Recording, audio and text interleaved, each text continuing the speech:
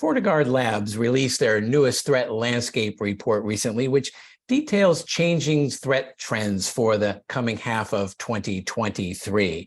I'm Wyatt Cash with Scoop News Group, and here to talk about those findings is Derek Manky, Chief Security Strategist and VP Global Threat Intelligence at Fortinet's FortiGuard Labs. Derek, thank you as always for joining us and welcome to the program. Thanks, Wyatt. It's great to speak with you again.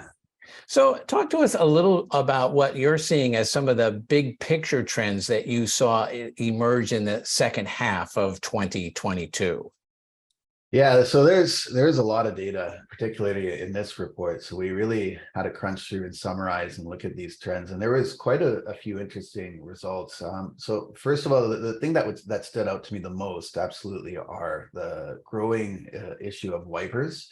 Not just data wipers, but now system wipers, so destructive threats by nature. I think we may have talked about this in the predictions before, but we're seeing this happening now, Wyatt. There was a 16% increase overall in activity from the first half to the second half, and just in the last quarter, from Q3 to Q4, a 53% surge. There was 16 families as well, so 16 different types of these system wipers that were developed. And, keep in mind, we only saw maybe one of these per year before. So it truly was unprecedented as well. Can you talk a little bit more about that attack technique and kind of what's top of mind to you about what you're seeing there? Yeah, so there's some good news, bad news story here. The bad news is, there's close to 200,000 vulnerabilities now that attackers are going after. That's the entire attack surface. The bad news. The good news is we actually looked at what we call active attack surface. So what attackers, what holes are open in organizations and what attackers are actually going after. And that accounted for only 1% of that 200,000. So that's something about the techniques we're seeing. They're becoming more targeted, really just using these sort of weapons of choice. Drive-by downloads were also highlighted in the report. What that is planting code on a website, luring a user to the website. So when they go to the website without any interaction, they can become compromised with a wiper threat, as an example. So that was another technique we saw. And in our incident response capability, looking at incidents, 74% of them were cyber crime related, only 13% espionage, non-financial motivated. So it still goes to show that cyber crime is the majority of the attacks that we're seeing. And talk to us a little from your perspective about agencies and enterprise perspectives. What else sort of surprised you in some of these most recent findings?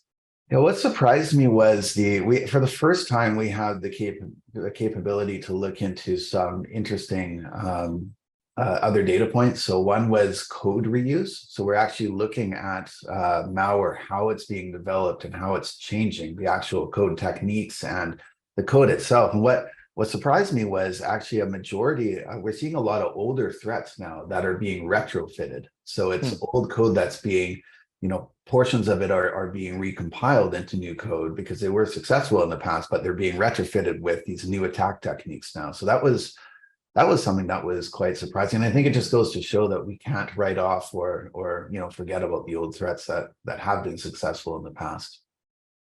And as you kind of look ahead into the first half of this year, can you talk a little bit about, given this evolving threat landscape that you're seeing, what can agencies and enterprises do to better prepare?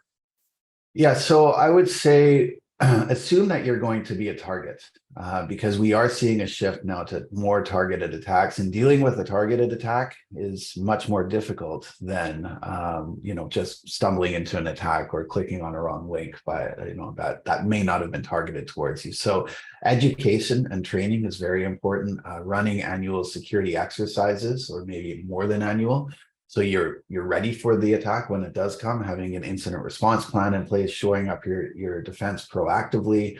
We've talked about this before with the fabric, things like, ZTNA and multi-factor authentication, network detection and response, but also really augmenting the skills gap. That's still a challenge out there. So augmenting your SOC, such as, using SOC as a service to be able to fill that gap So you have some of that capability. If you don't have the headcount in-house, you can use service model as well. So it's never a silver bullet, but some of those points really go a long way to defend, particularly against the targeted attacks. Derek, thank you again for joining us.